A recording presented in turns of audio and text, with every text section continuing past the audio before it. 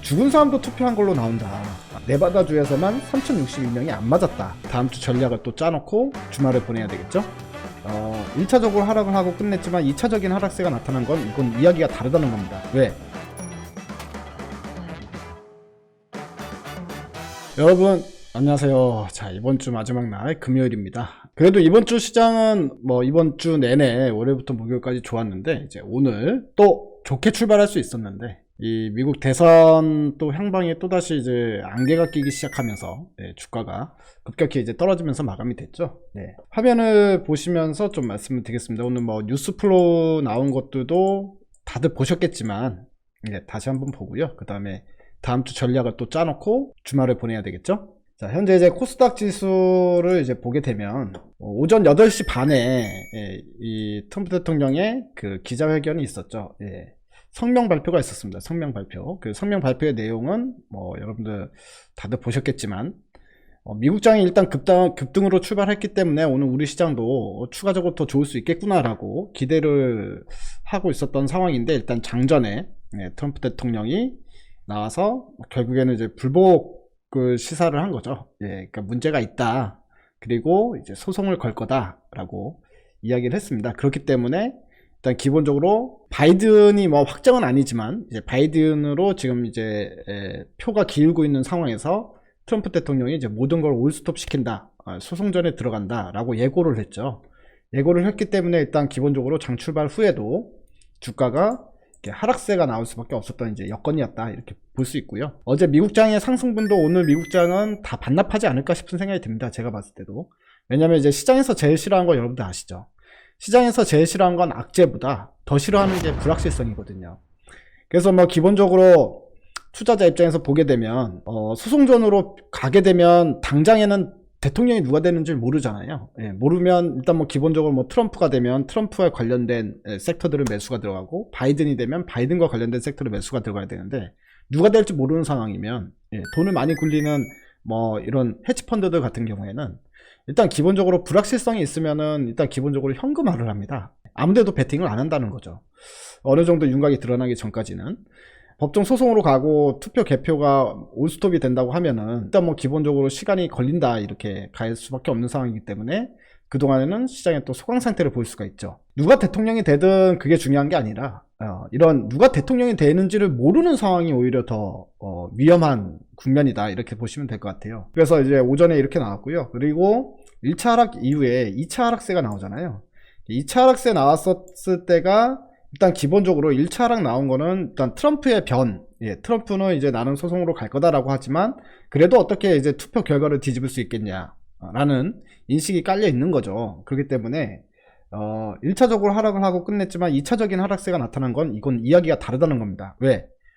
트럼프 대통령이 증거를 내놨거든요. 트럼프 캠프에서 부정투표 증거를 잡았다라는 기사가 나왔거든요.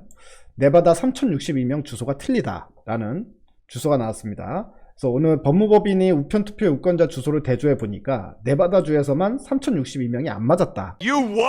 근데 앞으로 따져보게 되면 부정사례가 더 늘어날 거다 라는 건데요. 이렇게 되면 우편투표에 대한 어떤 정당성이 훼손이 되는 거죠. 훼손이 되는 거고 트럼프는 주장을 할 거고 우편투표를 당장에 멈춰라 라고 주장을 하게 되는 이런 어떤 시나리오가 그려진다는 겁니다.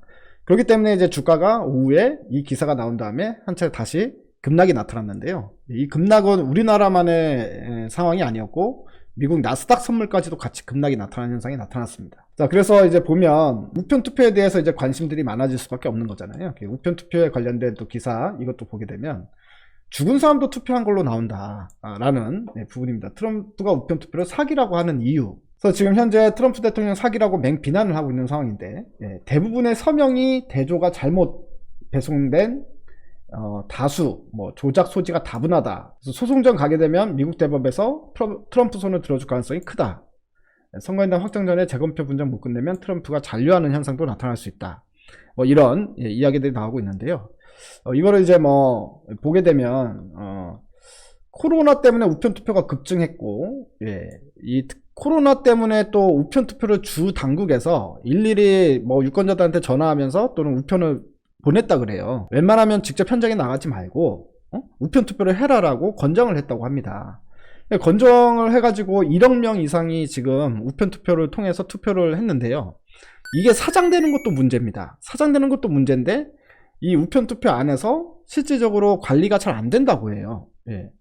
그렇기 때문에 항상 대선 때마다 문제가 있다고 그러는데, 저는 이제 미국 의회가 이해가 안 되는 게, 우편 투표가 이전부터 문제가 계속 있어 왔던 제도라면 이 제도로 손을 본 다음에 그 다음에 우편 투표를 계속 실시를 하든, 아니면 너무 문제가 많으면 우편 투표 제도 자체를 없애든, 둘 중 하나는 해야 될 거 아니냐는 거죠. 예전에 이제 보니까 오바마 때도 그 우편 투표가 잘못된 우편 투표가 있었다고 해요. 하지만 그 당시에 워낙에 이제 표차가 크니까 이제 진 쪽에서 그거를 문제 삼지 않았을 뿐이지, 이렇게 박빙인 상황에서는 누가 되든 간에 소송전이 불거질 수밖에 없는 구조를 가지고 있다고 합니다. 이 기사를 읽어보면, 과거 대선에서도 우편투표 5배송, 무효표 발생이 빈번했었다.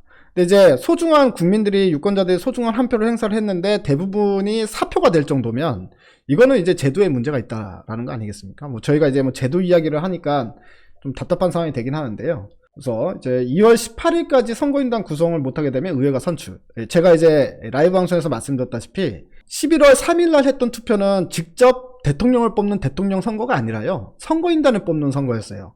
근데 이 선거인단이 12월 18일날 대통령을 뽑는 거거든요. 그러니까 한마디로 직접 투표로 선거인단을 뽑고, 그다음에 선거인단이 대통령을 뽑는 간접선거라고 말씀드렸잖아요. 직접과 간접이 합쳐진 선거 형태가 이제 미국의 선거인단 제도다라는 건데요. 결과적으로는 이 선거인단을 뽑아야 되는 지금 투표를 했다는 건데, 선거인단이 못 뽑히면, 이렇게 뭐 소송 들어와서 올스톱이 돼버리면 선거인단을 뽑을 수가 없잖아요. 그렇게 되면 선거인단이 모여서 대통령을 뽑는 선거가 일어나지 않을 수 있다는 겁니다.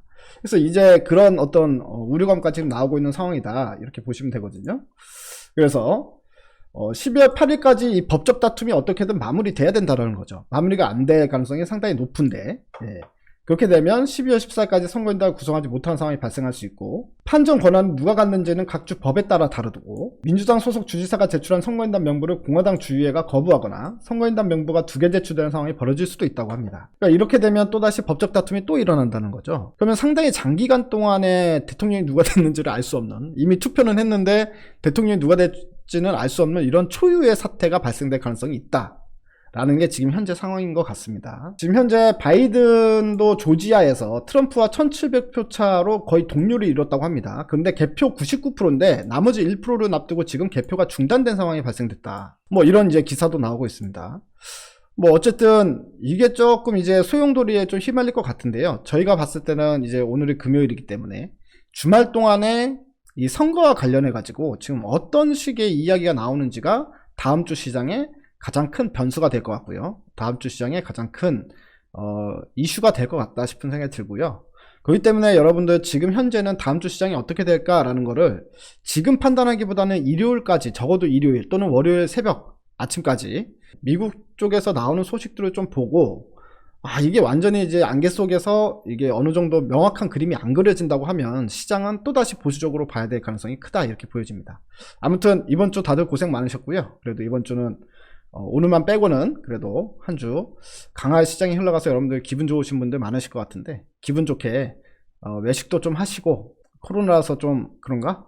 아무튼 즐거운 주말 보내시고 월요일날 다시 뵙도록 하겠습니다. 감사합니다.